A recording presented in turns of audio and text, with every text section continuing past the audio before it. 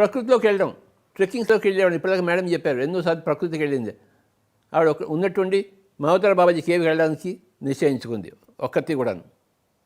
అంటే break the routine. ఎక్కడ హైదరాబాదు, ఎక్కడ మహోదర బాబాజీ కేవు, హిమాలయాల్లో వెళ్ళిపోవడానికి రెడీ అయిపోయింది ఆవిడ. 11 రోజులు ఉంది అక్కడ. Break the routine. నిన్న ఉన్నట్టు ఇవాళ ఉండకూడదు, ఇవాళ ఉన్నట్టు రేపు ఉండకూడదు. ఏదో ఒక మార్పు ఉండాలి ఎప్పుడు. ఆ మార్పును మనం క్రియేట్ చేయాలి, మనం సృష్టించాలి. మనం సృష్టికర్త. మన పరిస్థితులను ఎవరు సృష్టిస్తారు? మనమే సృష్టించుకోవాలి. తిరుపతికి వెళ్ళి గుండు చేయించుకుంటాం. ఎందుకు? Break the routine. ఆ తల లీనాలు ఆయనకేం అక్కర్లేదు. నీ తల బోడిగా ఉండడం నీకు ఒక బ్రేక్ ద రొటీన్. గుండు చేయించుకుంటే హాయిగా ఉంటుంది కదా. ఆ హాయిగా ఉండడం కోసం గుండు చేయించుకుంటాం. ఎందుకు తిరుపతిలో గుండు చేసుకుంటారంటే బ్రేక్ ద రొటీన్. నువ్వు జీవితం అంతా జుట్టుతో, ఆ జుట్టు లేకుండా కొన్ని రోజులు ఉండు. నా జుట్టే అందం అనుకుంటాను మనిషికి. ఆ అందం లేకుండా కొన్ని రోజులు ఉండు.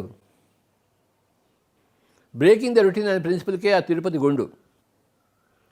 తీర్థయాత్రలు ఎందుకు పెట్టారు మన వాళ్ళు? బ్రేక్ ద రొటీన్ కోసం. నువ్వు సంవత్సరంతో ఇంట్లో ఉంటున్నావు కదా, కాశీకి పోయిరా, నడకలో పోయిరా. సంవత్సరం అంతా జీవితంలో ఇక్కడే ఇంట్లోనే ఉన్నావు కదా, నువ్వు కాశీకి పోయిరా. ఆ తీర్థయాత్రలు ఎందుకంటే బ్రేక్ ద రొటీన్ కోసం.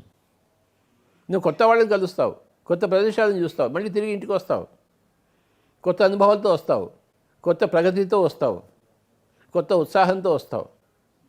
కొత్త ఒక వింత, పాత ఒక రోత.